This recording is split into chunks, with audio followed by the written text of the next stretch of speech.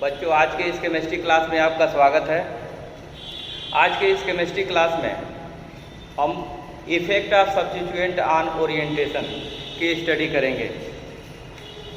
हम देखते हैं बेंजीन रिंग पे मेथिल ग्रुप रहने पर सल्फोनेशन प्रोडक्ट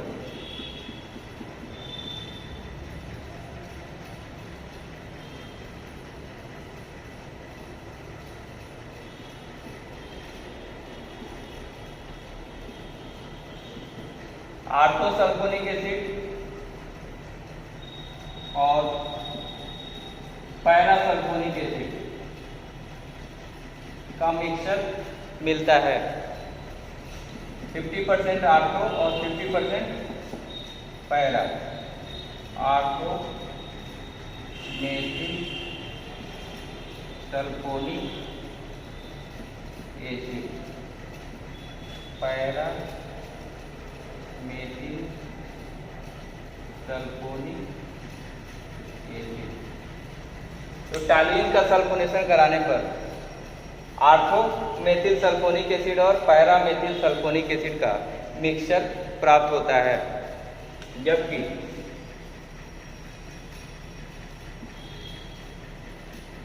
नाइट्रोबेंजीन का सल्फोनेशन कराने पर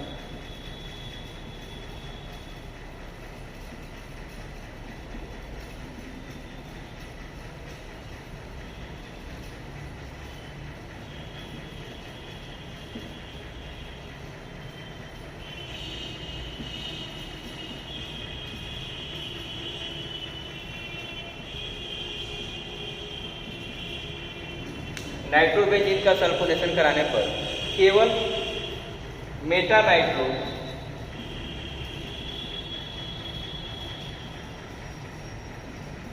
बेंजीन सल्फोनिक एसिड प्राप्त होता है। एक दूसरा एग्जांपल और लेते हैं, बेंजल्डिहाइड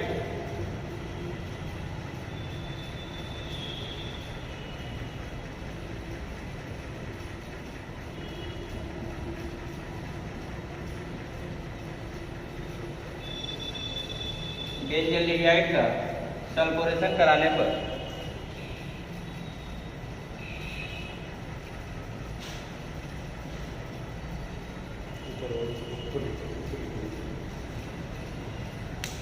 बेंजल्डिहाइड का सल्फोनेशन कराने पर बेंजल्डिहाइड का मेटा सल्फोनिक प्रोडक्ट प्राप्त होता है। तो टॉलुइन पे ऑर्थो और पैरा प्रोडक्ट मिला, नाइट्रोबेंजीन पे मेटा प्रोडक्ट मिला, बेंजल्डिहाइड पर मेटा प्रोडक्ट मिला।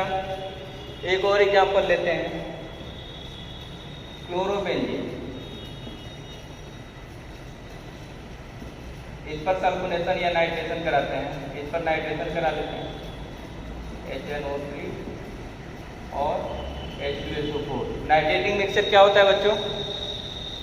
पीछे हमने बताया था, नाइट्रेटिंग मिक्सचर के रूप में हम कंसंट्रेट HNO3 और कंसंट्रेट H2SO4 का प्रयोग करते हैं। देखिए, HNO3 और H2SO4 ये एक है नाइट्रेटिंग मिक्सचर।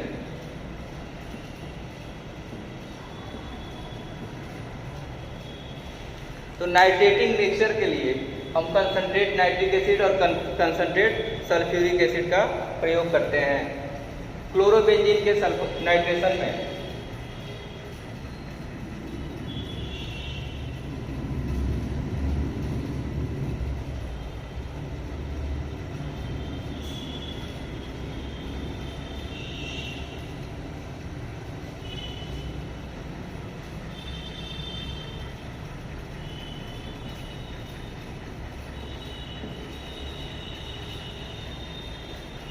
ऑर्थोक्लोरो नाइट्रोबेंजीन और parachloro nitrobenzene as a product प्राप्त होता है। तो इतने सारे रिएक्शन हैं। इन रिएक्शनों में हमने देखा कि जब भी हम सब्स्टिट्यूशन रिएक्शन कराते हैं, रिंग का main reaction electrophilic substitution reaction होता है, उसको हमने प्रीवियस वीडियो में देखा है। इन इलेक्ट्रोफिलिक सब्स्टिट्यूशन रिएक्शन में जो भी प्रोडक्ट बनता है या तो आर्थो और पैरा का मिक्सचर मिलता है या ओनली मेटा प्रोडक्ट मिलता है। मेटा के साथ आर्थो और पैरा नहीं बनता है या आर्थो पैरा के साथ मेटा प्रोडक्ट नहीं बनता है। यानी कि एरोमेटिक सब्स्टिट्यूशन में रिंग पर उपस्थित कोई ग्रुप नए इनकमिंग ग्रुप को एक फिक्स पोजीशन देता है, या तो आर्थो पैरा या मेटा। तो बेंजीन पर पहले से उपस्थित ग्रुप के नए इनकमिंग ग्रुप को एक फिक्स पोजीशन देना ओरिएंटेशन कहलाता है।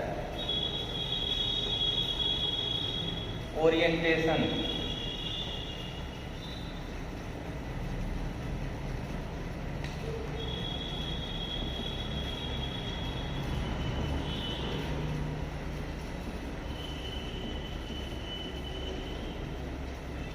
तो ओरिएंटेशन इफेक्ट क्या है?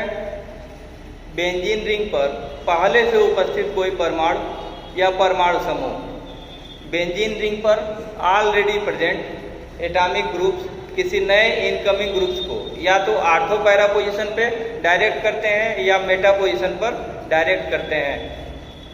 तो आर्थो और पैरा प्रोडक्ट अलग बनते हैं और मेटा प्रोडक्ट अलग बनते हैं। यानी कि जब भी बनेंगे तो आर्थो प्रोडक्ट का मिक्सचर बनेगा या मेटा का ओनली प्रोडक्ट बनेगा। दोनों आर्थो पैरा प्लस मेटा तीनों एक साथ किसी भी दशा में नहीं बनेंगे। तो इसको हम कहते हैं ओरिएंटेशन। किसी भी बेंजीन रिंग पर पहले से उपस्थित ग्रुप का नए इनकमिंग ग्रुप को आर्थो पैरा या मेटा पोजीशन पर फिक्स करना ओरिएंटेशन कहलाता है। अब इस ओरिएंटेशन के आधार पे ग्रुप्स दो प्रकार के होते हैं, या ये ओरिएंटेशन दो प्रकार का होता है। Type of orientation.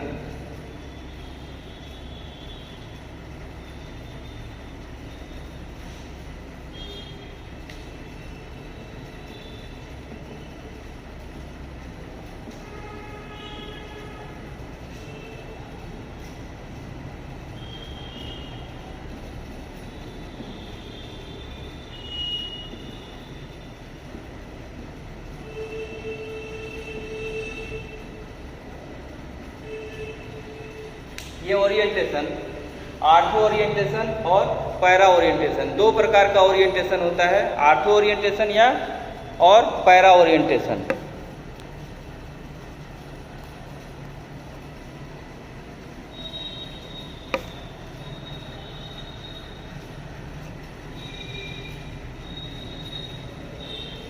अब हम अलग से देखेंगे ortho orientation.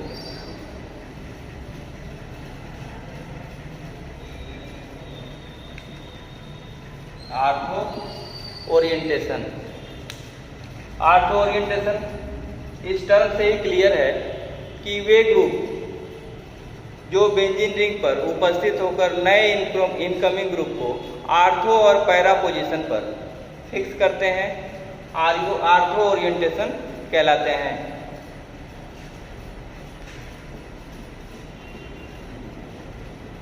Generally all electron releasing group.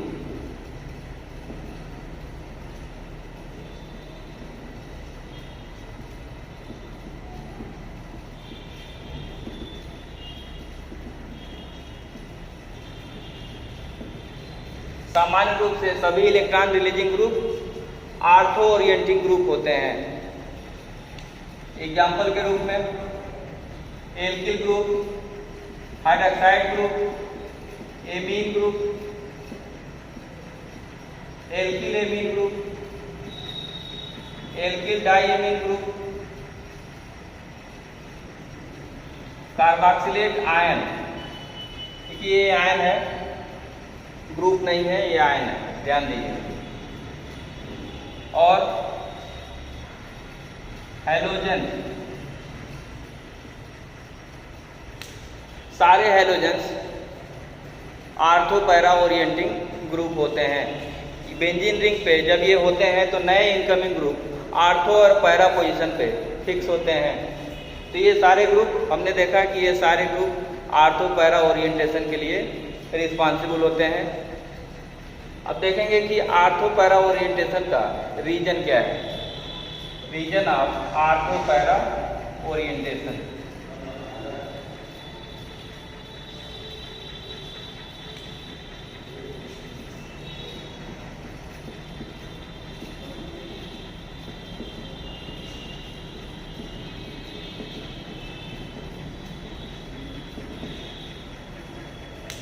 Ortho para orientation का reason. Ortho para orienting group ring पे आर्थो और पैरा पोजीशन पे इलेक्ट्रॉन डेंसिटी कंपैरेटिवली इंक्रीज कर देते हैं। मेटा पोजीशन की अपेक्षा आर्थो और पैरा पोजीशन पर इलेक्ट्रॉन डेंसिटी हाई हो जाता है और हाई इलेक्ट्रॉन डेंसिटी पे ही इलेक्ट्रोफाइल का अटैक फैसाइल होता है। हमने पीछे देखा है कि इलेक्ट्रोफिलिक सब्स्टिट्यूशन रिएक्शन में step second attack of electrophile,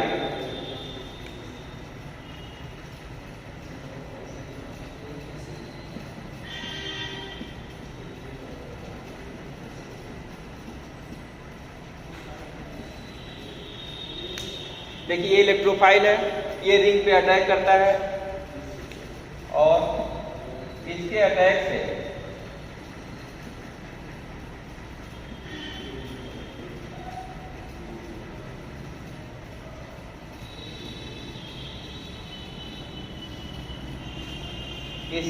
से ये सिग्मा कॉम्प्लेक्स बनता है। पीछे हमने देखा है कि किसी भी एरोमेटिक सब्स्टिट्यूशन रिएक्शन में रेट डिटरमाइनिंग स्टेप इलेक्ट्रोफाइल का अटैक होता है। ये इलेक्ट्रोफाइल इस रिंग पर अटैक करता है, इस पाई बॉन्ड से इसकी बॉन्ड बनती है और इस पोजीशन पे पॉजिटिव चार्ज क्रिएट हो जाता है। यानी कि इस बेंजीन रिंग पे जितना अधिक इलेक्ट्रॉन डेंसिटी होगा इलेक्ट्रोफाइल का अटैक उतना ही इजीली या मोर फैसाइल अटैक इलेक्ट्रोफाइल करेगा। तो in case of activated benzene ring electrophile attack will be easier and reaction will be faster, and in case of deactivated benzene ring attack of electrophile will be difficult and reaction will be slower। तो ये benzene ring इस पर electrophile का attack हुआ, as a product as a intermediate product sigma complex बना। ये rate determining step होता है। तो आर्थो पैरा ओरिएंटेशन में बेंजीन रिंग पर जो भी ग्रुप होते हैं वे आर्थो और पैरा पोजीशन पे इलेक्ट्रॉन डेंसिटी इंक्रीज कर देते हैं। कंपैरेटिवली आर्थो और पैरा पोजीशन पे हाई इलेक्ट्रॉन डेंसिटी होती है, इस कारण आर्थो और पैरा पोजीशन पर इलेक्ट्रोफाइल का अटैक कंपैरेटिवली आसान हो जाता है। यह आर्थो और पैरा पोजीशन पर इलेक्ट्रोफाइल आसानी से अटैक करता है और प्रोडक्ट के रूप में आर्थो और पैरा प्रोडक्ट के मिक्सचर प्राप्त होते हैं। हम देखते हैं एक एग्जांपल से।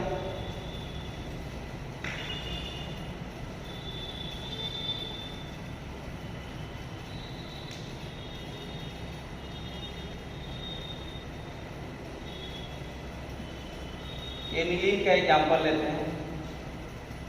ये NH2 ग्रुप रिंग पे जब होता है तो NH2 ग्रुप के लोन पेयर इलेक्ट्रॉन रिंग की तरफ माइग्रेट करते हैं और इस नाइट्रोजन एटम पर पॉजिटिव चार्ज आ जाता है।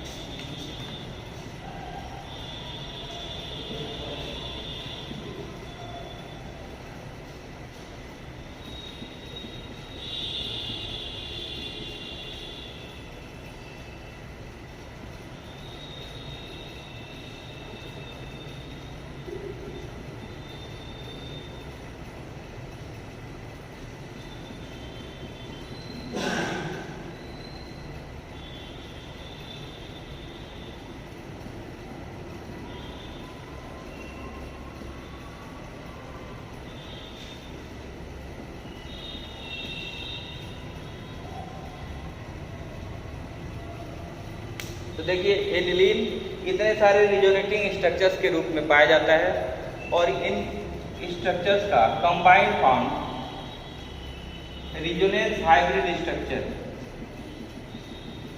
इस रूप में लिखा जाएगा।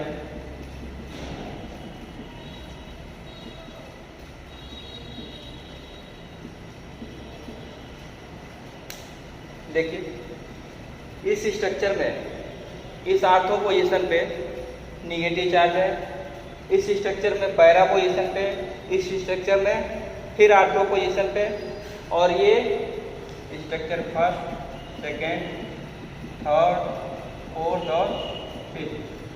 तो structure first and fifth identical structure है। Structure first and fifth identical. Second, third और फोर्थ रिजोनेटिंग स्ट्रक्चर है। इनके combined form resonance hybrid structure कहलाते हैं।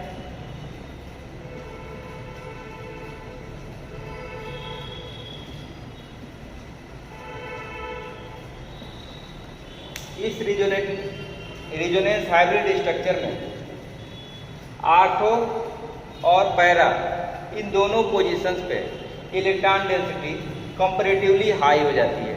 देखिए रिजोनेटिंग स्ट्रक्चर से क्लियर हो जाएगा, आर्थो और para position negative charge carry कर रहे हैं, इनका कंबाइंड फॉर्म हो जाएगा आर्थो और पैरा पोजीशन हाईली इलेक्ट्रोनिगेटिव या हाई इलेक्ट्रॉन डेंसिटी। अब इस केस में इलेक्ट्रोफाइल का अटैक कहाँ होगा? हमने पढ़ा है कि इलेक्ट्रोफाइल्स क्या होते हैं? Electron seekers, electron deficient species होते हैं। ये वहीं अटैक करते हैं जहाँ इलेक्ट्रॉन रिच सेंटर होता है। तो इनका अटैक इस आर्थो और इस पैरा पोजीशन पे आसानी से होगा। Attack on ortho and para position.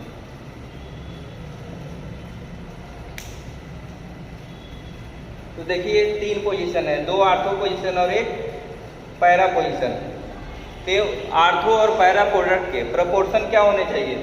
तीन पोजीशन मिलके 100% है, तो दो का कितना होगा? 66.66 और 33.3%। Ortho should be 66.66 and para should be 33.33%।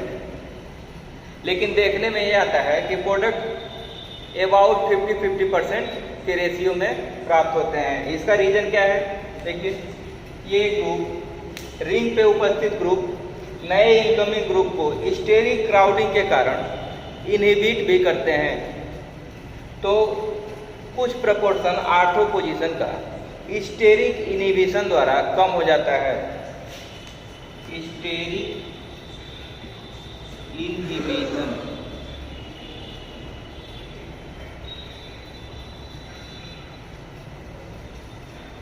Reduce ortho proportion. इस रिंग पे जो ग्रुप बल्कि ग्रुप होंगे तो इनकमिंग ग्रुप को स्टेरिक क्राउडिंग से रिटार्ड करेंगे।